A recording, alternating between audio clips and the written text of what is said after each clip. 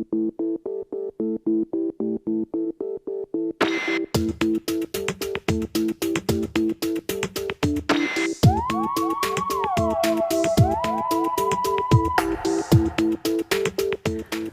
now that we know what happens as aggregate supply and aggregate demand move, let's explore some of the different factors that can cause them to move. Because what we see is that this is the driving force of the economy. This is what gives us more GDP, less GDP, moves us along the business cycle, alters unemployment and inflation. So what we want to look for are the specific factors that can cause them to move. And let me just tell you that analysts in big banks and big pension funds do this. What they do is they look at the papers and they say, okay, well, maybe they get it before it comes out in the papers. And they say, okay, something's going to happen that's going to affect aggregate demand in this economy. And that's how they can make their forecasts. So this can be a very powerful tool if you understand the way it works and if you're able to anticipate correctly the effects on the economy. So there are some factors that can cause aggregate demand to move to the right or to the left. Just to go through some of these, the first one, probably the most important one because consumption is so important, is consumer confidence and expectations. In other words, the idea here is that consumers are buying what they're buying, and they buy it because they need it, but also because they feel like they have enough income. Now, if for some reason they suddenly start to believe that the future is going to be worse, that maybe a member of the family has lost a job, or the prices of their houses or their other assets have declined, and they feel that they really don't have enough savings to face all of their problems in the future, or a pension fund goes bust, situations we don't want to talk about, consumers will start to consume less, all right? Now, they may even do this just because they expect that something may happen, not because it actually happens. So maybe they think the stock market is going to crash, and they decide to spend less just in case that happens. So what we'll see, if consumers expect a worse future or have less confidence, aggregate demand would move inward to the left. And you can go ahead and draw this on your paper so that you remember these things. Aggregate demand would shift inward to the left.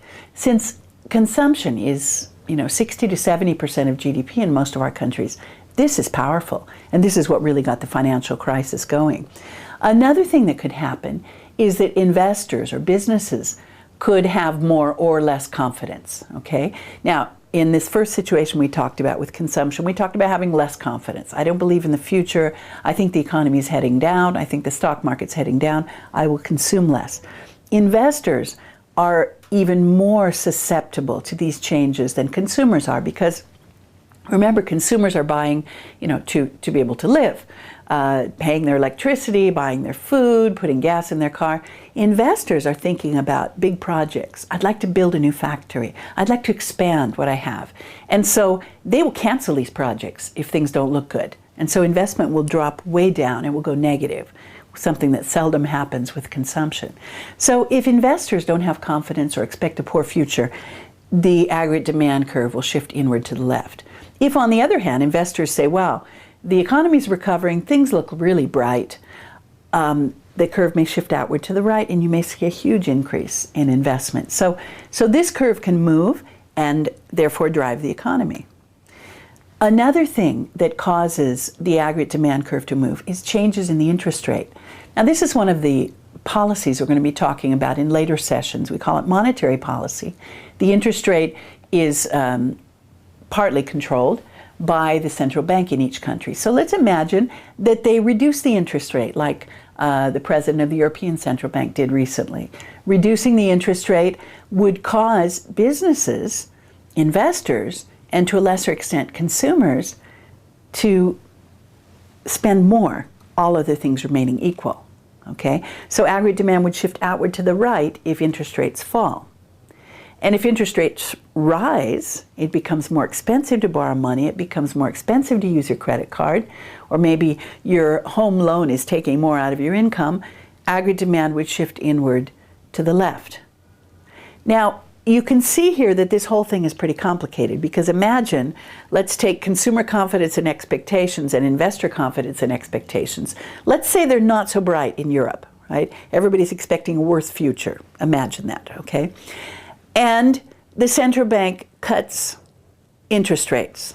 Now that should shift aggregate demand to the right, but if it's moving to the left because of fear of the future, it might not have the effect. Okay, so psychology is important here, and the interplay of these factors is important too. But all by itself, all other things equal, a fall in the interest rate will cause aggregate demand to rise, and a rise in the interest rate will cause aggregate demand to shift inward to the left.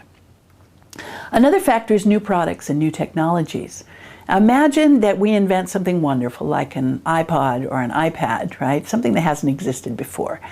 What happens is, number one, consumers have something brand new that they can spend their money on. So aggregate demand shifts outward to the right. Then investors have something that they can build factories to produce, right? Or that they can incorporate into their production processes for other goods. Aggregate demand shifts outward to the right because of increased investment. And if we start to sell it abroad, there will be a demand from foreign countries for this. So net exports will rise. That X sub N there is X minus M from our earlier diagrams. So this would cause aggregate demand to shift outward to the right and cause GDP to rise. Changes in wealth is a really important one, and this is something we really watch when we're trying to analyze the future of an economy.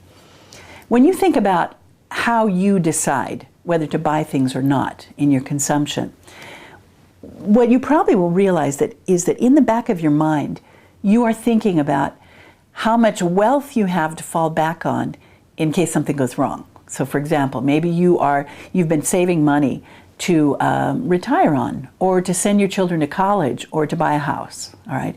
Maybe you've invested that money in bonds or in stocks, and say the stock market goes down. Suddenly you are less wealthy than you were. Okay, now here I want you to be sure you understand the difference between wealth and income. Income is that flow of money we get in any given year. Okay, wealth is our accumulated savings. These shouldn't be confused, they're very different. So wealth is what I've been putting away over time, and it has a value. That value may be influenced by where is the stock market, where are housing prices, right? So let's imagine that I've been putting money away into my wealth for years, and suddenly the stock market collapses, all right? I suddenly am poorer, and this may lead me to consume less, all other things equal. So again, this happened at the beginning of the financial crisis. Consumers said, oh my gosh, I thought I had 50 on the stock market and it's 25. I thought I had a house worth 100 and it's actually worth 50 and I can't pay the mortgage. Aggregate demand shifts inward to the left, pulling the economy down. Okay, so this is a very important factor. And then we have exchange rates and foreign business cycles. Imagine that in your country, nothing's happening to you, but your currency is falling in value. If the currency goes down in value, what's going to happen is that the goods that your country exports will look cheaper to foreigners. Foreigners will say, wow, those iPads now only cost me 200 euros. It used to be 250. And so they will buy more. This will lead to more exports, and that will drive aggregate demand out to the right and drive growth in your economy. And vice versa. Your currency goes up, foreigners say, wow, iPad's an expensive thing, I think I'll wait. And so exports will go down, aggregate demand will shift inward to the left. Okay?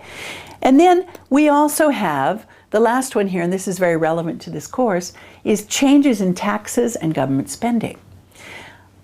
When the government changes our taxes, this can have a powerful impact on consumption.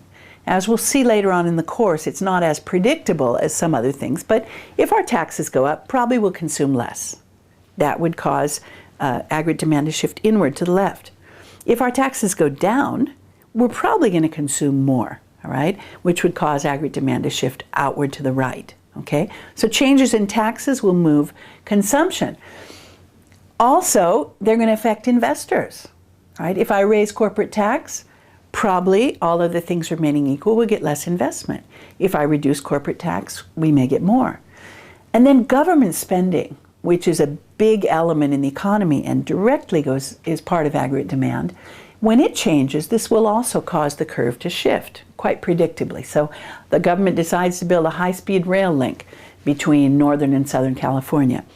aggregate demand shifts outward to the right because all of that money is being spent on the building and on the project itself. If the government decides that it's got to stop maintaining national highways, it's got to cut back on its budget, aggregate demand will shift inward to the left and GDP will go down.